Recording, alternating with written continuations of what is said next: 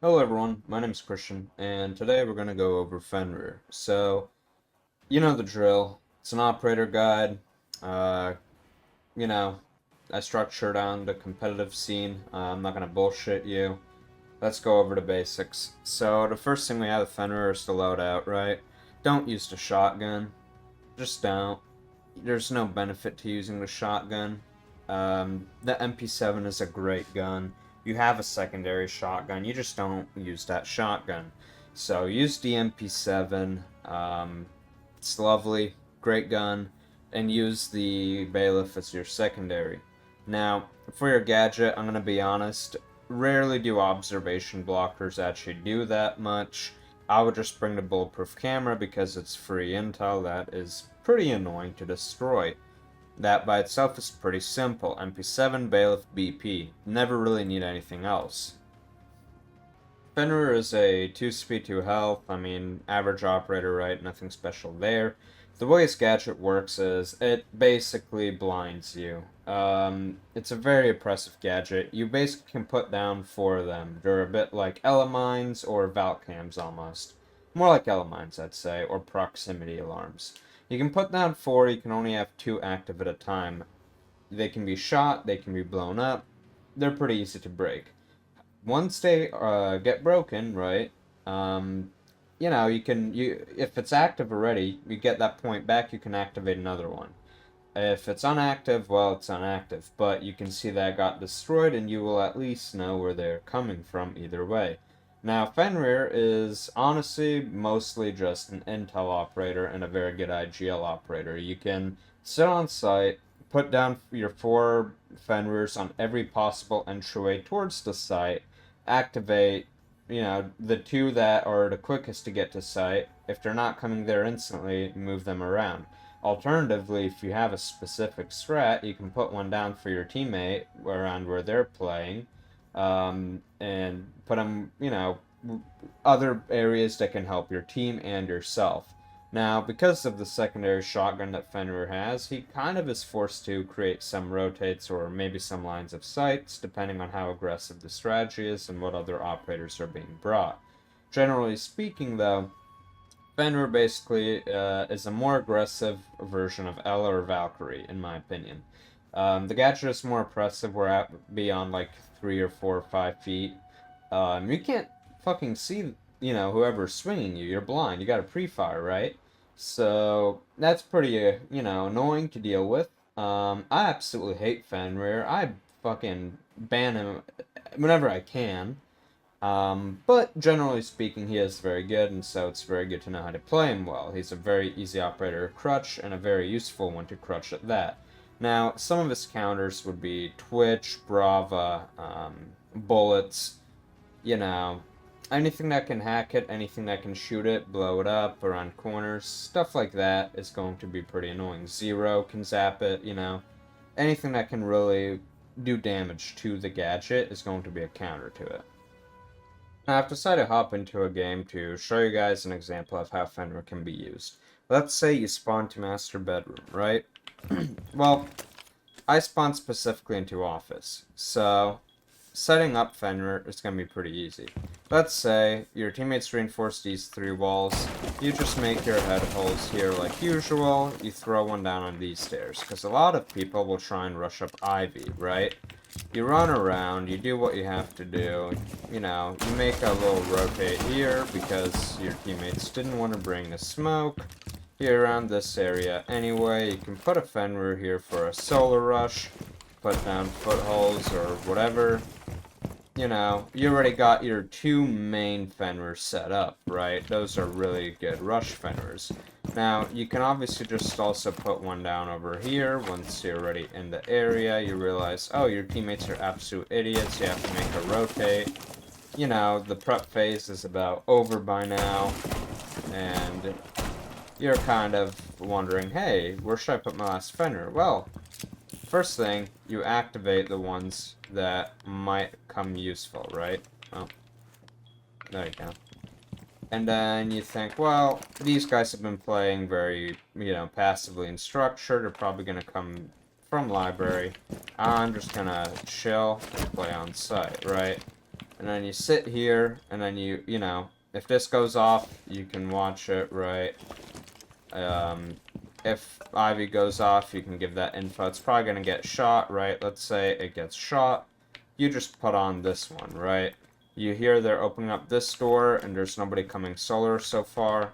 You move it over here. You realize that you can just hold this with a bulletproof. You put this here. Let's say, hypothetically, you already had a bulletproof, right? You know, ignore that, right? Let's say you had one hypothetically, so you don't really need it here as of right now because you don't see anyone trying to swing. Okay, let's say at a certain point, they're still not pushing solar, and there's a guy jiggle peeking this, right? Quickly, you do this, right? You put that on. They walk in, it goes off, you free fire, you kill them, easy. Literally, that easy. The main thing with Fenrir that you have to keep in mind is understand what a lot of common areas that people push from are, right? So, if you don't know, you know, that solar exists, right, you're not going to put your Fenrir here. However, also, speaking of which, you probably shouldn't put it this high up. This is just a very sloppy one. If you put it like this, you have a better chance. Now, the thing is, if you know that if you have a decent amount of map knowledge, right, you know, hey, sometimes someone is going to go up this staircase. Hey, this goes straight outside, so this is a very important doorway to have a Fenrir on because it prevents a rush. Oh, hey, you know, a lot of people rush up Ivy, or they go up Ivy on a lurk. This can help the guy who might be playing top mez, right? Because normally you're going to have a teammate playing here, and sometimes someone will walk up here, they won't be watching the head holes, and he'll just shoot this guy. And then, yeah, sure, the guy, you know, someone in office might kill him in return, but this just completely prevents that issue. And, if you're playing here, and they don't have this window open yet, you can just swing and kill a guy who's running away after getting to the Fenrir, or you can just, like, play aggressively and try and get that pick. Because Fenrir gadgets also create a fuck ton of noise. It deafens you a little bit, so it can be annoying. Now, obviously, the main things you gotta keep in mind with Fenrir are just don't, you know, put them in places that are really annoying to push and scary to push, right? Like, for example, you see this solar stairs Fenrir, right? The thing is, if somebody's walking up here and gets caught in it here, they can be swung from the stairs, they can be swung from up top here, like drop down on, right? But it's still not that big a deal, because then you can just sit like this, and the range will cut off around here, and you can still see if somebody drops. So this one isn't going to be as oppressive, right? It's pretty easy. You can quickly peek up here, shoot it, go back, and then just wait it out, right?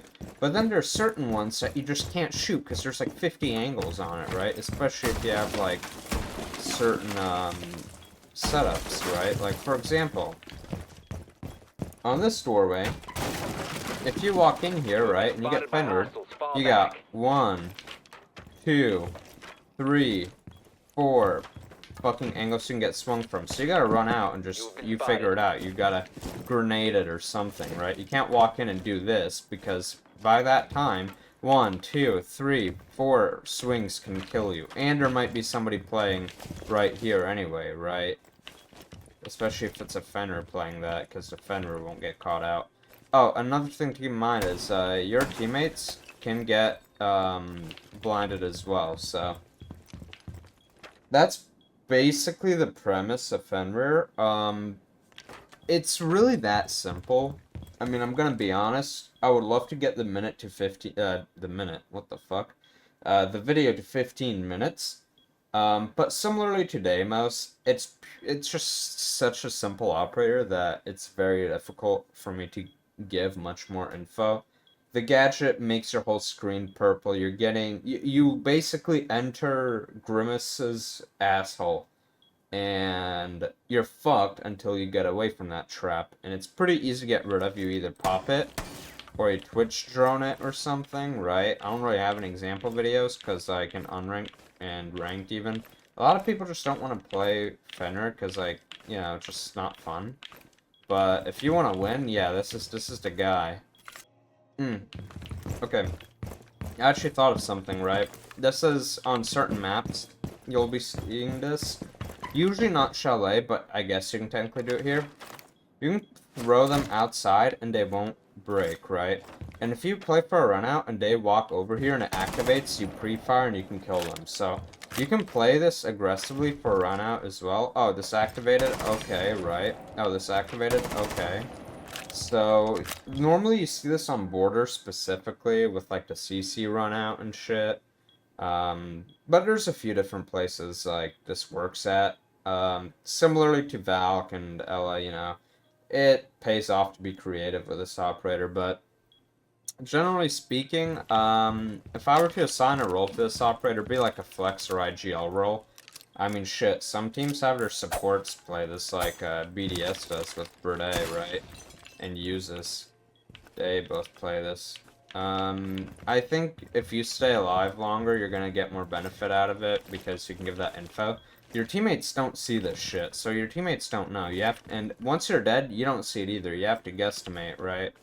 Based off sound, so I don't know, staying alive is useful. You can also adapt the longer you're alive. And that's about it. Oh, that's about it.